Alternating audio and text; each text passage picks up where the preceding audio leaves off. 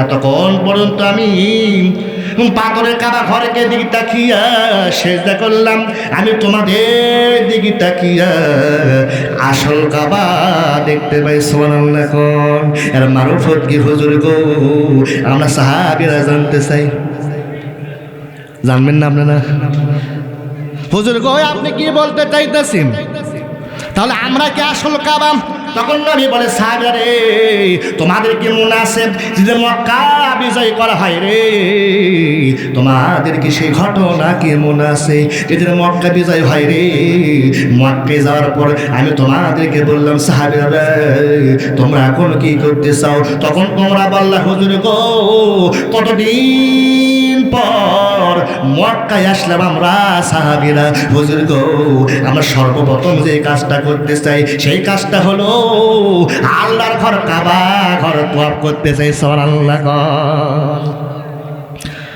মাদান নবী বলেন, তাহলে আর দেরি না করিয়া আমরা কাবা ঘর তওয়াফ করা শুরু করে দিই বাজান। যারা হজ করতে গেছে বাজান রে, তারাই বলতে পারবে কাবা ঘর যখন তওয়াফ করা হয় রে, 7 পাক না দিলে তওয়াফ কমপ্লিট হয় না। কয় পাক?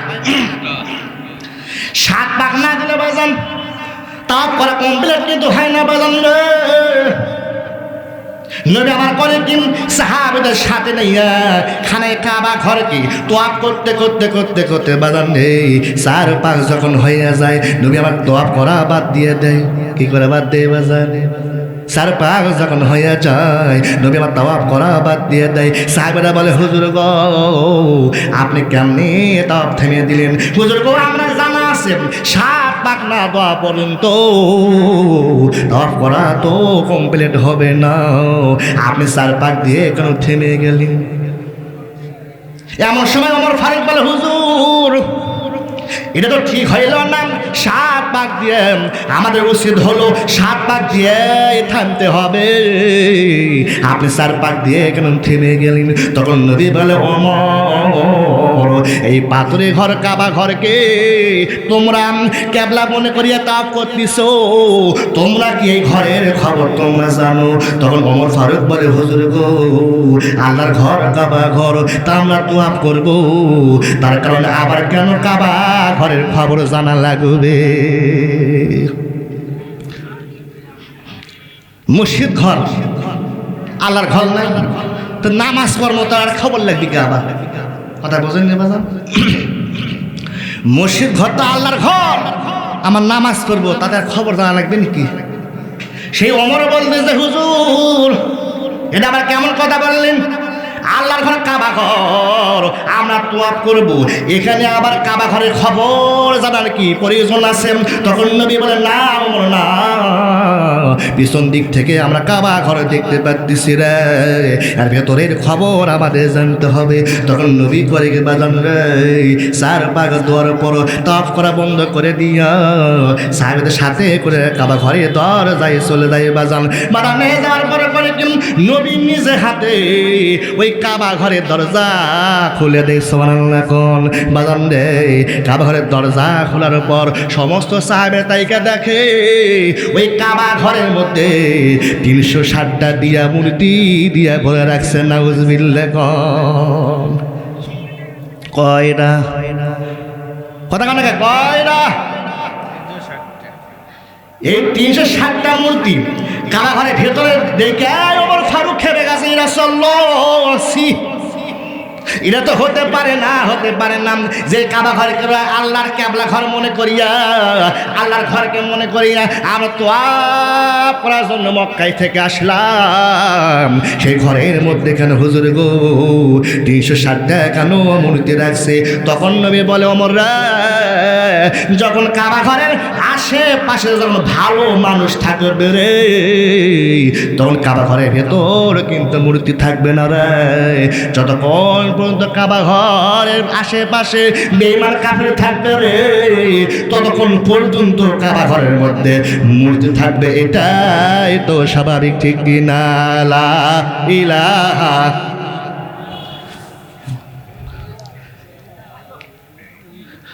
লা ইলাহা ইল্লাল্লাহু মুহাম্মাদুর রাসূলুল্লাহ সাল্লাল্লাহু আলাইহি ওয়াসাল্লাম। কি আল্লাহ রাসূল কি বলল? যে কাবা ঘর তখনই ভালো থাকবে যখন কাবা ঘরের আশেপাশে কি থাকবে? ভালো লোক থাকবে। মসজিদ ঘর তখনই ভালো থাকবে যখন মসজিদ ঘরের আশেপাশে ভালো মুসল্লি থাকবে, ঠিক কিনা? তাই না? ভালো মুসল্লি ছাড়া মসজিদ উন্নত হবে নাকি? উন্নত হবে না। এমন এলাকা আছে যে মুয়াজ্জিন আজান দিয়ে একটা নামাজ পড়ে আসে না? উনি করেছে কি, ইশারা আন দিছে, ইশারা আন দেওয়ার শেষ কারেন্টে চলে গেছে। কি করছে? ইশারা দেওয়ার শেষ কারেন্টে চলে গেছে। মুয়াজ্জিন ভয় পাচ্ছে, হ্যাঁ সর্বনাশ, একটা মুসল্লি নেই, কারেন্ট চলে গেল। এই আন্ধারের মধ্যে নামাজ পড়ে লাগিয়ে আমি যদি শেষদের মধ্যে যাই, কওয়া যায় না, যদি ঠায়া ধরে যদি দিন যাসে কি পামাল হবি। তো মুয়াজ্জিন কইছে কি আদাতে ব্যাগ চলে গেছে, তালা মারে। তো ওই গ্রামতি এক জামাই বা শ্বশুর আছে গারা, তো শ্বশুর করছে কে আদান দিয়ে নামাজ পড়ে আসে। মুরব্বী মানুষ নামাজ পড়ে যায়, দেখে মসজিদ তালা মারা। এখন ওই মুরব্বী চিন্তা করতেছে, কে রে আজান হলে মসজিদের মধ্যে তালা মারা কে? ওই মুরব্বী করে মনে ঘুরে করে আসতেছে, আসার পথে দেখে পাচ্ছে কয়েকটি যুবক খাড়া হয়ে আছে রাস্তার মধ্যে। তখন বলতেছে, কে বারে আমি আজানের সময় নামাজ পড়বে গেলাম, যে মসজিদ তালা মারা কারণটা কি? তো সে আবার বলতেছে যুবকেরা যে মুরব্বী আমরা তো শুনলাম নামাজ করি না, তবে আজান শুনি। তাহলে মনে হয় মুয়াজ্জিন বাদ গেছে, যায় দেখেন মুয়াজ্জিন মনে হয় বাড়িতে গেছে মনে হয়। তো এই মুরব্বী মুয়াজ্জিন বাড়ির যায় দেখে হ্যাঁ কত কামাদের সালে কত কামাদের সালে নামাজ শুরু করে দিচ্ছে। তখন এই মুরব্বী ধরে, এই মুয়াজ্জিন তুমি আজান দাও কোন জায়গায়, নামাজ পড়া কোন জায়গায়? হচ্ছে মুরিবার কন্যা বাজান আজান 10 কানিয়ে চলে গেছে, একটা মুসল্লির খবর নেই। তো ভয়ে চলে যাচ্ছে বাড়িতে। মুসল্লি শুধু দেখবেন শুক্রবারের দিন সিনা টান টান করে যায়, ঠিক কিনা? কথা কন না কে? আর শুক্রবারের দিন তো মসজিদ সাফ করা লাগে, তাদের মসজিদ সাফ করা লাগে। অনেক মসজিদ দেখবেন মুয়াজ্জিন যায় ঘাড়ের থেকে গামছা নিয়ে যায়, বাড়ি মারে খালি নামাজ খেলা চলে যাচ্ছে। গোটাল ঘর মসজিদ হাত দেওয়া লাগে না, ঠিক কিনা? কি সুবিধা আছে মুয়াজ্জিনকে কিন্তু। এই জন্য আল্লাহ রাসূল বলতেছে বাজান, কাবা ঘর তখন ভালো থাকবে রে যতক্ষণ পর্যন্ত কাবা ঘরের আশেপাশে ভালো মানুষ থাকবে। সুবহানাল্লাহ। তখন নবী বলে, আমার সাহাবা তোমার শোনো গো, তাহলে তোমরা শোনো। তখন নবীর সামনে সাহাবীরা বলে, হুজুর গো আমরা এখন জানতে চাই আসল কাবা কি, এটাই আমরা জানতে চাই। তখন নবী বলে, সাহাবীরা তোমরা শোনো গো, আসল কাবা কাকে বলা হয়? এমন সমর্থনে খেতে বলে, হুজুর গো আপনি মন খারাপ করবেন না, আমি একটা কথা বলতে চাই। তখন নবী বলে, ওমর রে তুমি কি বলতে চাও খুলে বলো। তখন ওমর ফারুক বলতেছে, ইয়া রাসূলুল্লাহ যখন কাফের বেঈমানরা যখন এই কাবা ঘরের ভেতর মূর্তি ঢুকাইতেছিল, তখন আল্লাহ ইচ্ছা করলাম ফেরেশতার মাধ্যমে তাদেরকে বাধা দিতে পারতো, আল্লাহ কেন তাদের বাধা দিল না? তখন নবী বলে, ওমর এটাই হলো হক বাতিলের পরীক্ষা। সুবহানাল্লাহ। তাই নাই বাজাম, আল্লাহ রাসূল বলে, আমার সাহাবীরা আসল কাবা কোনটা? আসল কাবার ওয়াস আমি আপনাদের কাছে বলতেছি বাজান, কাবা কিন্তু আসল কাবা না, আসল কাবা না। কিন্তু আবার হাদিসে আছে বানান নেই, কাবা ঘরকে দেখলে আল্লাহ গুনাহ মাফ করে দেয়। সুবহানাল্লাহ। বাজান নবী আবার করে কি, ওই সাহাবীদের সামনে বসিয়া থাকতে থাকতে দাঁড়ায়া গেছে। ওসমান গনি ডাকতে বলে, হুজুর গো আপনি গুরুত্বপূর্ণ কথা বলবেন, এই গুরুত্বপূর্ণ কথা বলবেন হুজুর গো, আপনি কেন কষ্ট করে বলবেন? কষ্ট করে বলার কোনো দরকার নাই হুজুর, আপনি বৈশা বলেন। তখন মেয়ে বলো, ওসমান আমি এমন গুরুত্বপূর্ণ কথা তোমাদের বলবো। তখন নবীর সামনে সমস্ত সাহাবেরা বলে, হুজুর গো আপনি আসল কাবার কথা তো বলতেছেন না। তখন মেয়ে বলে, আমার সাহাবেরা তোমরা শোনো গো, এই দুনিয়াতে লাখ লাখ কোটি কোটি মসজিদ থাকবে রে, এই কাবা ঘর তোমরা দেখতেছো, এই কাবা ঘর কিয়ামত পর্যন্ত থাকবে রে। তারপরও কিন্তু ইসরাফিল ফেরেশতা সিংহে ফু যখন দিবে, কিয়ামত কিয়ামত ঘটিয়ে যাবে। কিন্তু সাহাবা তোমরা শোনো গো, তোমাদের মতন একজন আল্লাহওয়ালা কাবা যদি এই দুনিয়াতে বেঁচে থাকে, আল্লাহ কোনোদিন কিয়ামত দেবে না। সুবহানাল্লাহ, লিল্লাহি তাকবীর, নারায়ে তাকবীর। আল কোরআনের আলো। আর ঘর বাদ দেন, সময় আছে সংসদে জ্বালা কথা বুঝুন নাকি। আল কোরআনের আলো। আমার ঘর কয়বারে, এই ঘর কয়ে কথা জীবন খুরমা হয়ে যাচ্ছে আমাকে, বলছেন না? আরে সংসদে যদি কোরআন পাস না হয়, সংসদ ভবন যদি কোরআন রাষ্ট্র না হয়, তাহলে বিপদ আছে, ঠিক কিনা? বিপদ নেই বললাম। এমন সুযোগ আছে, সুযোগ হাতছাড়া করা যাবে নাকি? যার ভেতরে নাই খোদার প্রেম, তার সনে ভাব কইর না। সবাই বলি, যার ভেতরে নাই রাসূলের প্রেম, তার সনে ভাব কইর না।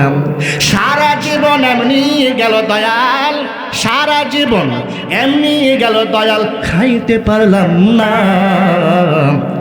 যার ভেতরে নাই কোরআনের প্রেম, তার সনে ভাব কইর না। কথা বুঝাচ্ছে? বলছেন মাকাল ফল দেখিতে ভালো, ওপরে লাল নীল ভেতরে কালো, ঠিক কিনা বাজান? মাকালের ফল দেখিতে ভালো, ওপরে লাল নীল ভেতরে কালো।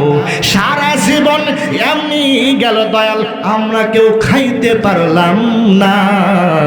যারা ভেতরে নাই আল্লাহর ইশক, তার সাথে প্রেম কইর না। সুবহানাল্লাহ।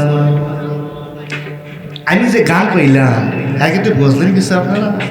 তার সাথে আমাদের সম্পর্ক করতে হবে যার মধ্যে কোরআনের মহব্বত আছে, তার দলই করা লাগবে যার মধ্যে আল্লাহর ভালোবাসা আছে, ঠিক কিনা? কথা বোঝা যাচ্ছে আমার কথা? যার মধ্যে কি আছে? কোরআনের মহব্বত আছে, মহব্বত আছে, তার সঙ্গে আমাদের কি করতে হবে? সম্পর্ক সৃষ্টি করতে হবে, ঠিক কিনা? যদি সম্পর্ক ঠিক না হয় তাহলে আমাদের বিপদ আছে। বাজান একটু খেয়াল করে বাজান, আল্লাহ তাআলা কোরআনের মধ্যে কি বলতেছেন? ওয়াতিউল্লাহ রাসূলা লাআল্লাকুম তুরহামুন। বাজান রে, আল্লাহ এই কোরআনের মধ্যে বলে দিয়েছে, যারা আমাকে ভালোবাসবে রে আর বন্ধুকে মহব্বত করবে, আমি আল্লাহ তাআলা লাআল্লাকুম তুরহামুন, তাদের সবার উপর আমার খাস রহমত নাজিল করব। সুবহানাল্লাহ। কোন আরে ছোট্ট হোসেন ডাকতে বলে, নানু ভাই একটু তুমি বলো তো, ওই আল্লাহর কাছে তুমি নানা পড়ো না, আমি হোসেন সব চাইতে বড়। সুবহানাল্লাহ। তখন নবী মুস্কি হাসি দেয়, বলে হোসেন ভাই রে, এই কথা তুই কেমনে বললি? হোসেন বলে, নানু ভাই তুমি এখন বলিয়ে দাও, আমি তোমার কাছে জানতে চাইতেছি নানু ভাই, একটু বলো তো নানু ভাই বলো, ওই আল্লাহর কাছে তুমি সব চাইতে দামি না আমি হোসেন সব চাইতে বেশি দামি? তখন নবী মুস্কি হাসি দেয়, বলে হোসেন ভাই আমি তো সব চাইতে বেশি দামি, ঠিক কিনা বাজান? কে দামি? আল্লাহ কোরআনের মধ্যে তো বলে দিয়েছে, ওরা ফানা লাকা যিকরক, আমি আমার বন্ধুরে এত ভালোবাসাবাসি, ভালোবাসার কারণে আমি সবার উপর স্থান দিয়েছি। সুবহানাল্লাহ। তখন নবী বলে, হোসেন ভাই রে আমি তো আল্লাহর কাছে সব চাইতে দামি, তোর হোসেন বা নানু ভাই এটা কিন্তু মানতে পারলাম না। আমি মানি না আল্লাহর কাছে আমি হোসেন সব চাইতে বেশি দামি। তখন নবী বলে, হোসেন ভাই তুই কেমনে বেশি দামি হলি আমি নবী জানতে চাই। তখন হোসেন বলে, নানু ভাই তাহলে তুমি শোনো, তুমি এখন বলো তো নানু ভাই তোমার মার নাম কি আমি জানতে চাই। তখন নবী বলে, হোসেন আমার মার নাম হলো নাম। তখন হোসেন বলে, নানু ভাই তোমার মায়ের নামের আগে পিছে কোনো তো ডিগ্রি নাই, তুমি কি আমার মাকে তুমি শোনো নানু ভাই, আর মায়ের নাম কি তুমি কি জানো? তখন নবী মুস্কি হাসিতে বলে, হোসেন রে তোর মার নাম হলো ফাতেমা। তো হোসেন নানু ভাই আমার মার নাম শুধু ফাতেমা নয়, আমার মা হলো জান্নাতে নারীদের সর্দারনি ফাতেমা। শুধু তাই নয় নানু ভাই, আমার মা কিন্তু আসাদুল্লাহ আলীর স্ত্রী। শুধু তাই নয় বাবা, শুধু তাই নয় নানু ভাই, আমার মা ফাতেমা সাইয়্যিদুল মুরসালিন, সেই নবীর আদরের দুলালি মেয়ে ফাতেমা। সুবহানাল্লাহ। নানু ভাই বলো তো নানু ভাই আপনার বাবার নাম কি আমি জানতে চাই। তখন নবী মুস্কি হাসি দেয় বলে নাতি রে আমার বাবার নাম হলো আব্দুল্লাহ। তখন হোসাইন বলে নানু ভাই আগে পিছিয়ে কোনো ডিগ্রি নাই, তুমি কি আমার বাবারে চেনো?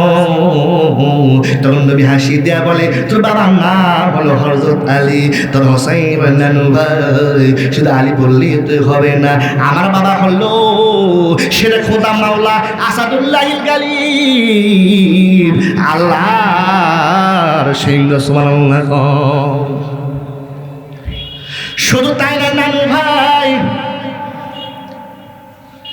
আল্লাহ নিজেই বলেছেন আমি হলো ইলমের শহর, আর সেই ইলমের শহরের দরজা হলো আলিম। ও নানু ভাই এখন বলো তো বলো তোমার নানির নাম কি আমি জানতে চাই। তখন নবী মুস্কি হাসিতে বলেন নাতি রে আমার নানির নাম হলো বাররা বিনতে উজ্জা, আমার নানির নাম হলো বাররা। তখন হোসেন বলে নানু ভাই তোমার নানিকে তো পৃথিবীর কোন মানুষই চেনে না, তুমি কি আমার নানি রে চেনো নানু ভাই? আমার নানি কেমন মহিলা, বিবি খাদিজাতুল কুবরা, আপনার প্রথম স্ত্রীর নাম কিন্তু নানু ভাই। নানু ভাই আমার নানি কেমন ছিল? আমার নানি রে আল্লাহ এত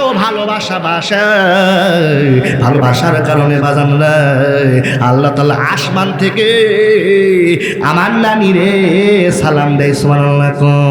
সুতাই নয় বাজান রে। আর হোসাইন বলতেছে ও নানু ভাই আমার নানিরা আল্লাহ এতই ভালোবাসে, আমার নানিকে যখন দাফন করা হয় আমার নানি সোয়াল যাবে উত্তর স্বয়ং আল্লাহ দিয়ে দেয়। সুবহানাল্লাহ।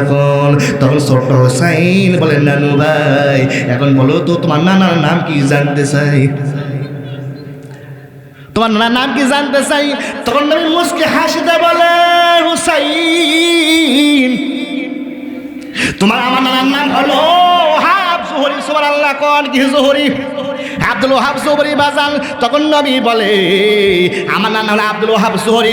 ছোট্ট হোসাইন ডাক দেব নানু ভাই আমার নানারে কি তুমি চেনো? আমার নানারে কি তুমি শোনো?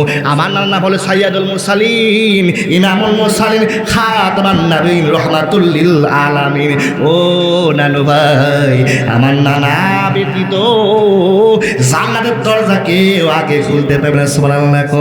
তখন নবী মুস্কি হাসি দেয় বলে রে আমার সামনে তুই আগায়। ও বাদান রে ছোট্ট হোসেনকে গালে মুখে চুম্মা খায় বলে হোসাইন আমি রাসূল বলে দিলাম আল্লাহর কাছে রে যে আমার থেকে সব চাইতে বেশি